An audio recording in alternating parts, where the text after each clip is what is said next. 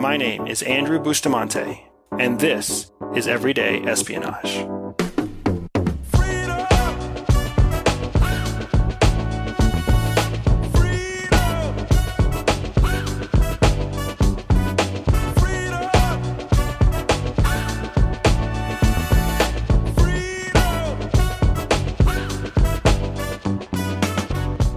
My wife and I met in 2007. It was CIA orientation. We were both newly recruited undercover intelligence officers. We had different specialties, different backgrounds, but we found ourselves in the same place at the same time for this orientation class. We made friends relatively quickly, and I will never forget that the first time that I asked her out, she said yes, and she was clearly excited that I asked her out. And I don't mean that because I'm arrogant or overconfident. I mean that because no girl is ever obviously excited when I ask her out. So the fact that this one was so excited suggested to me that there was something special going on. Dating someone undercover when you're both undercover is actually not as easy as you would expect it to be. So we spent about 2 years dating and getting to know each other before we really got serious. And it's that story, it's that moment that we got serious that I want to share with you today. You see, the year's 2009, and my then girlfriend, now wife, Jihi, was sent on mission to Central America.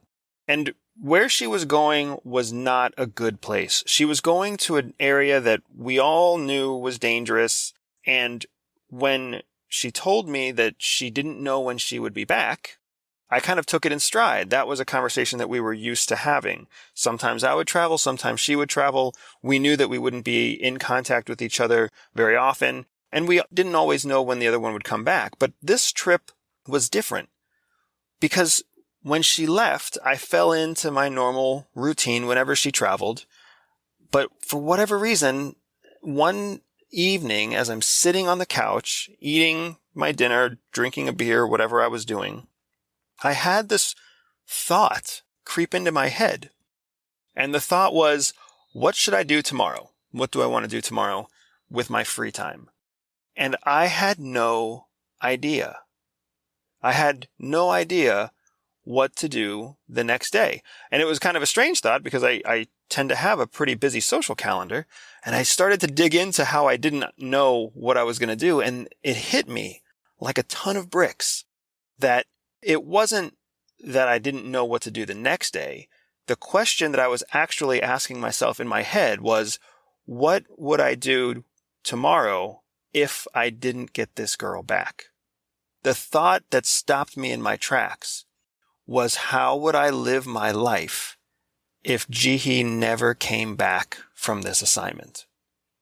And that was a powerful thought. And I realized that the fact that I couldn't imagine life without her meant that I was committed. And this is important because I was not committed to her. I was committed to myself. I was committing myself to a life with this woman. Now, up until this moment, we had both kind of played down marriage. It seemed like it was really convoluted and a very difficult thing for us to pursue with our given careers. It seemed overrated. The list goes on and on. It's very common now in our culture that people put off marriage or ignore marriage or avoid marriage altogether. So to have this thought and then come to the conclusion that I needed to get married was an unexpected change. But regardless, I immediately jumped into planning the engagement. And it took me about 6 months before I got everything in motion. But I was very excited when one day I was able to take this beautiful girl and walk her through Washington, D.C. so we could see the cherry blossoms. I was able to surprise her with her parents and surprise her with my parents and propose under the cherry blossoms on the shore of the Jefferson Memorial in 2009. It's all very romantic sounding, but what we're here to talk about isn't my proposal. We're here to talk about the power of commitment.